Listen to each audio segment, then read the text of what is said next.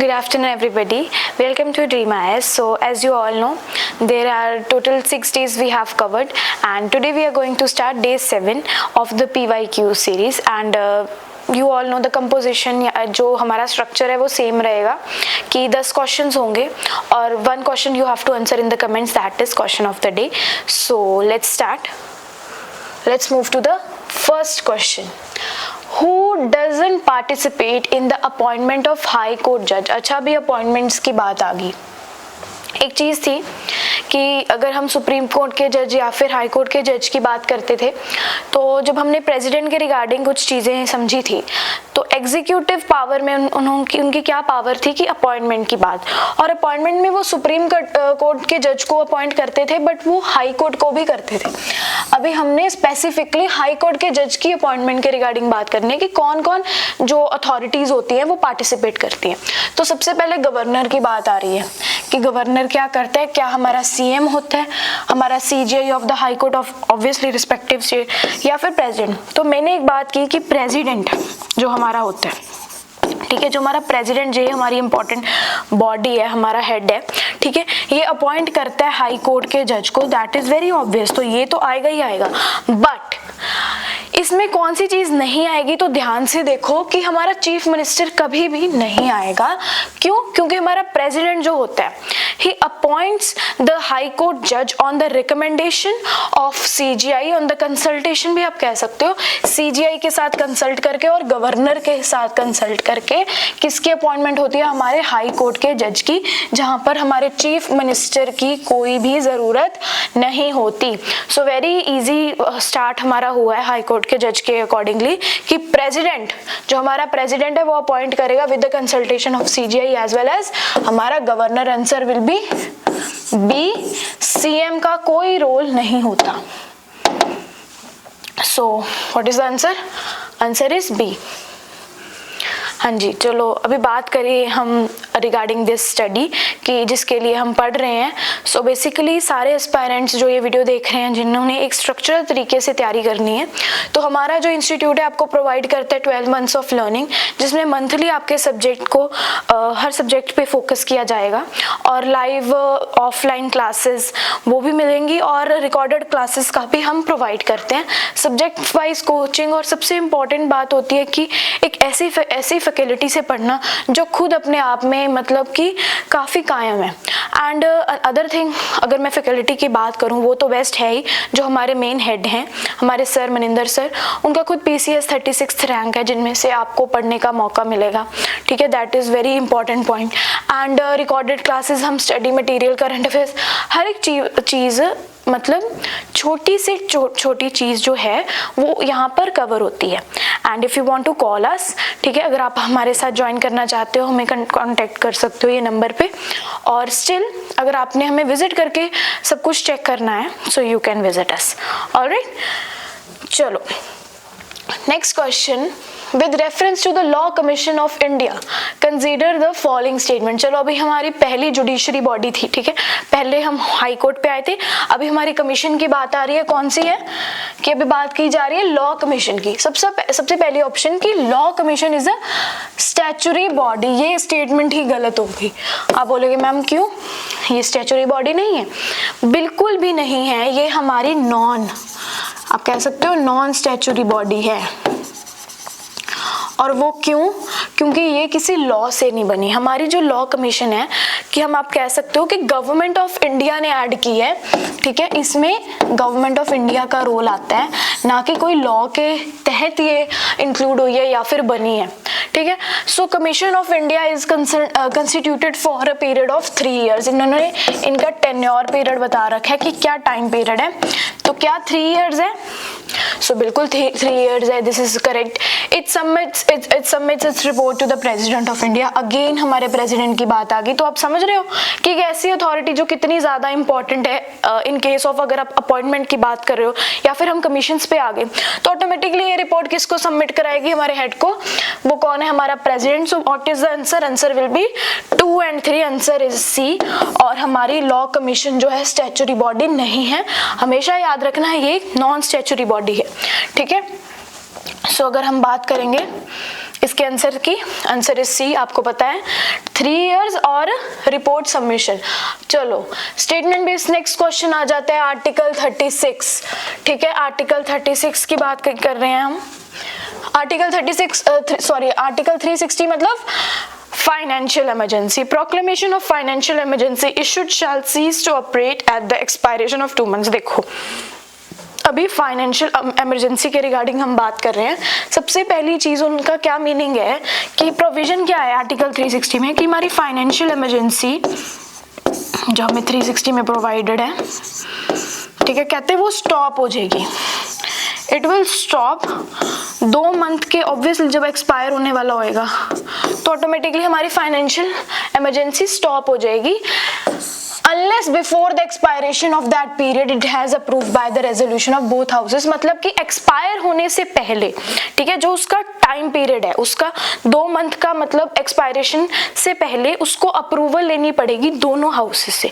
मैंने आपको एक चीज बताई थी कि पार्लियामेंट का काफी जगह पर रोल आता है, ठीक है, तो इमरजेंसी के टाइम पे भी जब इसने स्टॉप होना है, ठीक है, इससे बंद होना है, ठीक है, तो अप्रूवल हमारे दोनों हाउस की मतलब कि हमारे पार्लियामेंट की काफी ही ज्यादा इंपॉर्टेंट होगी। So this is the very and very important as well as true statement आप कह सकते हो। नेक्स्ट अगर हम बात करेंगे इफ एनी प्रोक्लेमेशन, अभी फिर से फाइनेंशियल इमरजेंसी की बात आ रही कि वो भी ऑपरेशन में है, ठीक है, मतलब स्टिल चल रही है। It is competent for the president to issue directions for the reduction of salaries allowances of any class of personnel serving in the connection with the affairs, but कहते हैं एक्सक्लूडिंग जजेस ऑफ द सुप्रीम कोर्ट। भाई ये चीज यहां तक इन्होंने ठीक बात बोली कि अगर वो ऑपरेशन में है, ठीक है, तो हमारा प्रेसिडेंट ऑफ इंडिया क्या करेगा, डायरेक्शंस देगा कि सैलरीज को, ठीक है, अलाउंसेस को कि या फिर वो कम करे, ठीक है, रिड्यूस कर सकते हैं serving in connection with affairs, but not excluding, we will say including. अभी सुप्रीम कोर्ट को और हाई कोर्ट के जज को इंक्लूड करके ना ही एक्सक्लूड करके, आंसर विल बी ए। और हमने बात की regarding 360th article, very and very important question, ठीक है, तो इस बिहाफ से हमें क्या पता लग गया कि answer A will be correct और हमें एक्सक्लूड नहीं करना, इंक्लूड करना है। और एक्सपायरेशन से पहले क्या चीज होती है, हमेशा अप्रूवल मांगी जाती है दोनों हाउसेस की of the parliament. Answer is A. देखो next question, which one of the following statement consider describe the 4th schedule. अच्छा अभी हम 4th शेड्यूल की बात कर रहे हैं, तो शेड्यूल्स का जो टॉपिक है उनमें से आपको बताना है कि जो हमारा 4th शेड्यूल है किस चीज के बारे में बताता है। तो क्या है कि it contains the scheme of distribution of powers between union and state की। नहीं मैम, 4th शेड्यूल ये नहीं बताता। लैंग्वेजेस आ जाती है लिस्टेड इन द कॉन्स्टिट्यूशन, हमें पता है। लैंग्वेजेस के रिगार्डिंग हमने पहले भी बात की थी रिगार्डिंग 1967, 1992 एज वेल एज 2003, जो कि हमारी लैंग्वेजेस हम कह सकते हैं ऐड हुई थी। और it contains the provisions regarding administration of tribal areas की। नहीं, तो what is the answer, answer is allocation. क्या मतलब, डिस्ट्रीब्यूशन ऑफ द सीट्स, ये एलोकेशन ऑफ द सीट्स कहां पर, हमारे काउंसिल ऑफ स्टेट्स पर, काउंसिल ऑफ स्टेट्स पर। Answer is D. Very easy question, ठीक है, बट ये देखो ये 2004 में आया हुआ है। ये इजी आपको इसलिए लगता है क्योंकि हमारा जो कंसेप्ट है, जो हमारी क्लैरिटी है रिगार्डिंग हमारे सब्जेक्ट के रिगार्डिंग, हमारे पर्टिकुलर टॉपिक के रिगार्डिंग, वो काफी हद तक क्लियर है, ठीक है। आंसर इज जी। देखो next question, which of the following articles of the Constitution of India says that executive power of every state shall be so exercised as not to impede or prejudice the exercise of executive power of the union। तो हमारे article की बात आ गई, तो article इसका है 257, answer will B ए। वैसे क्या होता है कि मोस्टली हमारे डेज में क्या है, मैं 1-2 क्वेश्चंस देती हूँ, ठीक है, कि मतलब for your revision. So for today question of the day तो है, बट आपको इस आर्टिकल में रीजन देना है कि क्यों, वाई, कि मतलब हमें ये पता है ये आर्टिकल इस चीज के बारे में बताता है, बट कैसे describe the question with your opinion कि ये क्या चीज कहने की कोशिश कर रहा है आर्टिकल, हमें पता लग गया। सो ये मुझे आप बताओगे, ठीक है। Answer A.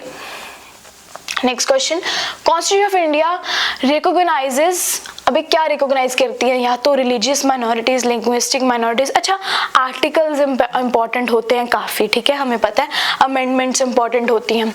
अभी उन्होंने इंडिया के कॉन्स्टिट्यूशन के रिगार्डिंग बात की है, तो answer is basically C, religious and linguistic minorities. अभी 29th अगर याद आ रहा हो तो, ठीक है, 29th अगर हमें याद आ रहा हो तो उसमें रिलीजियस एंड लिंग्विस्टिक माइनॉरिटीज़ की बात की गई है, और टोटल 6 ऐसे रिलीजियस और हम कह सकते हैं माइनॉरिटीज़ हैं जिनके इंटरेस्ट को प्रमोट करने की भी बात की थी हमने, ठीक है।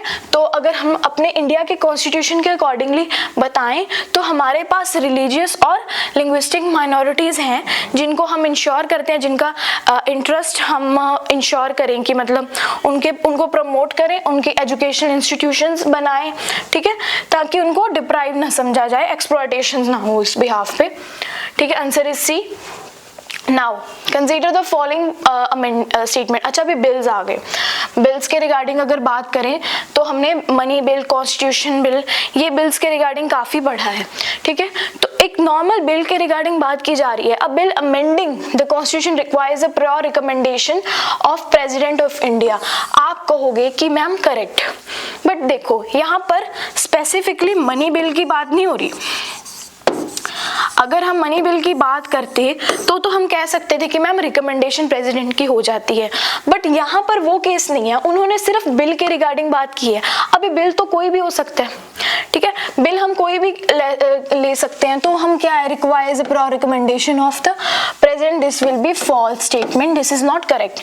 Next statement, when a constitution amendment bill is present to the president. अभी कॉन्स्टिट्यूशन अमेंडमेंट बिल स्पेसिफिकली उन्होंने मेंशन कर दिया कि हम ये बिल के रिगार्डिंग बात कर रहे हैं।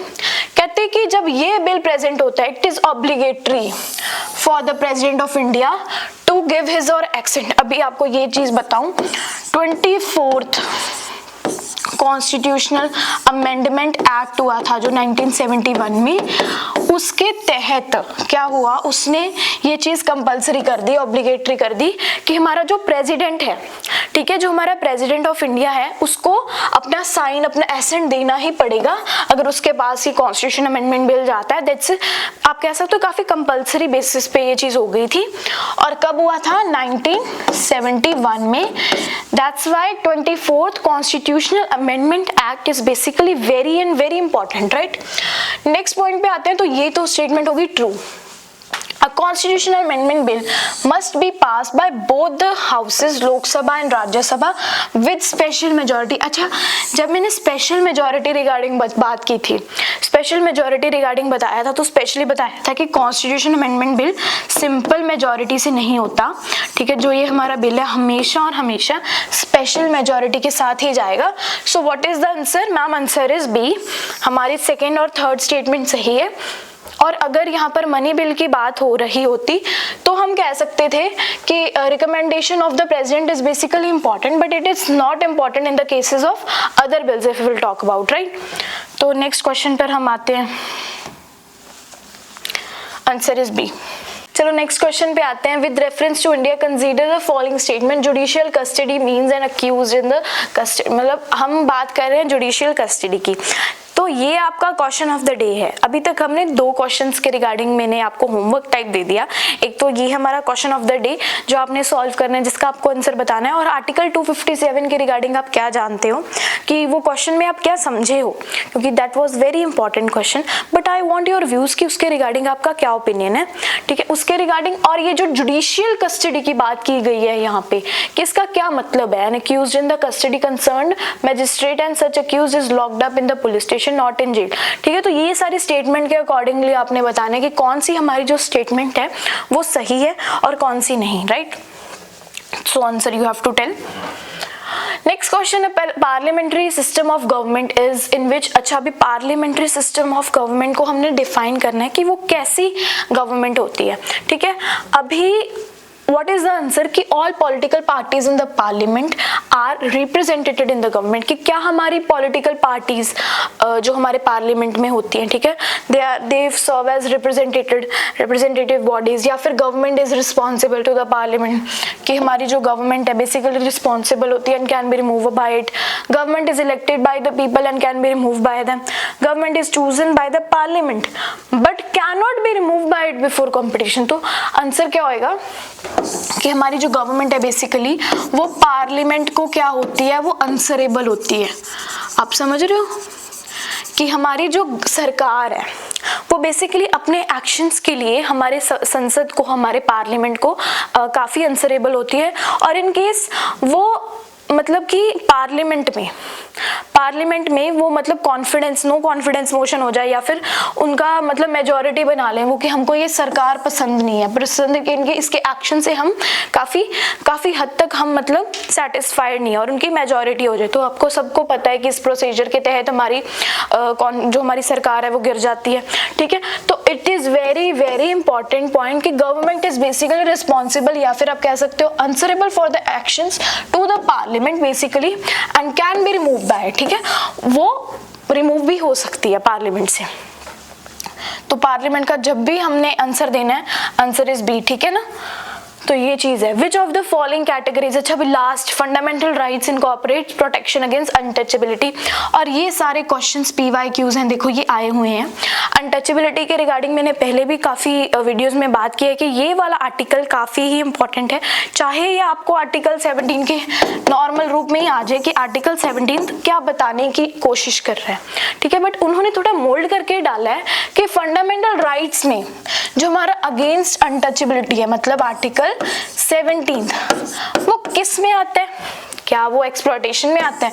अभी जिनको कंसेप्ट थोड़ा सा क्लियर नहीं है वो शायद एक्सप्लॉयटेशन टिक करके आ सकते हैं कि एक्सप्लॉयटेशन और अनटचेबिलिटी शायद थोड़ा सा सिमिलर वर्ड होएगा, बट ऐसा नहीं है. हमको पता है राइट टू इक्वालिटी के अंदर जिसमें 14 से लेके 18 तक आर्टिकल्स हैं, ठीक है, उनमें से एक आर्टिकल 17 है जिनका क्या मतलब है, right to untouchability, right against untouchability which is included in the right to equality.